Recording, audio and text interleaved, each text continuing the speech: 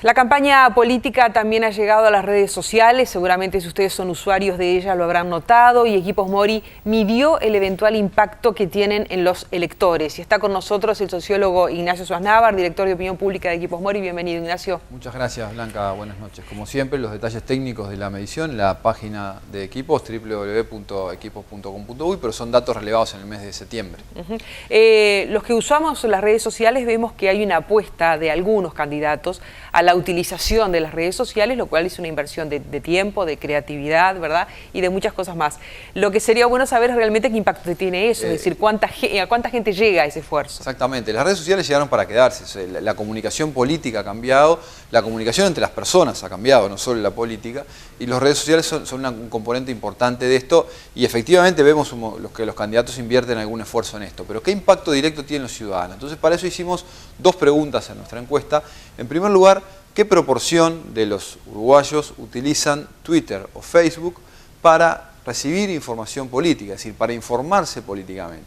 Y los resultados son un poquito, no sé si desalentadores, pero nos muestran que son públicos todavía minoritarios. Claro. El 3% de los uruguayos,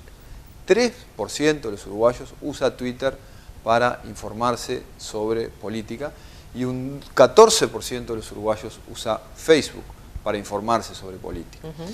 Públicos más en Facebook que Twitter, pero públicos todavía minoritarios. También preguntamos por la proporción de uruguayos que utiliza Twitter y Facebook para compartir o expresar ideas políticas, y todavía es menos. Es 2% en el caso de Twitter, 12% en el caso de Facebook. Es un público pequeño y además muy segmentado por algunas características sociales que vamos a ver ahora. Bien. Por ejemplo, está fuertemente segmentado por edad. Cuando miramos el uso de Facebook como fuente de información política por edad, tenemos que entre los jóvenes, el 22% de los jóvenes dice que utiliza Facebook para informarse sobre política, y la proporción va disminuyendo hasta que llegamos que entre las personas de 60 y más son apenas el 6%, y con Twitter ocurre lo mismo. Entre los jóvenes de 18 a 29 años, el 6% utiliza Twitter para informarse sobre política, y apenas el 2% entre los mayores de 60 años.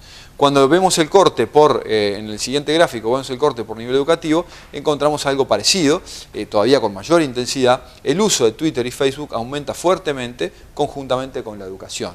Entre las personas de educación terciaria, el 35% ha usado Facebook para informarse sobre política, y el 13% ha usado Twitter, y esto disminuye a medida que disminuye el nivel educativo. Y el último gráfico que tenemos sobre este tema tiene que ver con el comportamiento político. De qué partido, de qué bloque son los que utilizan Twitter y Facebook para informar sobre política, es lo que vamos a ver en el siguiente gráfico, que nos muestra que si estamos hablando de Facebook, parece haber un uso un poquitito mayor en el Frente Amplio que en los partidos tradicionales. Si estamos hablando de Twitter, parece ocurrir exactamente lo contrario.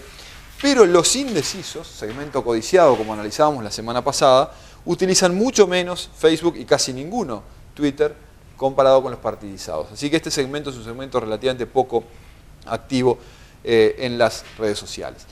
Según las estimaciones que manejó públicamente Carolina Cose, presidenta de Antel, el 40% de los uruguayos tiene una cuenta de Facebook, y el 17% de los uruguayos tiene una cuenta de Twitter. Sin embargo, aparentemente la enorme mayoría de ellos no usa esas cuentas para informarse sobre política, sino que las usa con otras finalidades. Sí, además el mundo de Twitter parece ser todavía mucho más micro mundo, ¿no? Eso no quiere decir que no sea importante. Yo no, para nada. Intenso, pero efectivamente en términos de llegada directa, tiene todavía algunas limitaciones. Vamos a seguir conversando, Ignacio, porque más adelante vamos a tener los datos de la última encuesta a propósito de la posición de los uruguayos con respecto a la baja de la edad de imputabilidad penal, y también la popularidad o la aprobación de la gestión del presidente de la República. Hacemos una pausa y luego llega el deporte a subrayado.